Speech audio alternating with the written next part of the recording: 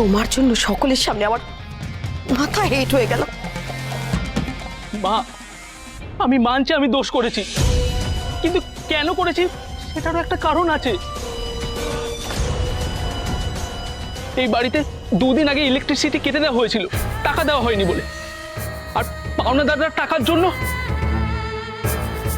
Please মা, আমি এখন এইসব নিয়ে কথা বলতে চাইছি না। ও করেছেটা কি?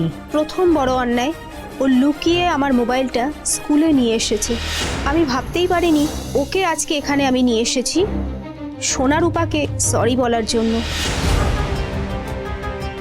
সোনারূপাকে সরি কেন? আমি ওদের মা। কি করেছে ও? আমি একটা কলেজে পড়াই, কিন্তু নিজের মেয়েকেই বোধহয় ঠিকমতো মানুষ করতে পারিনি। আমার মেয়ে সোনারূপাকে মোবাইলে কালকের সব খবর দেখিয়েছে।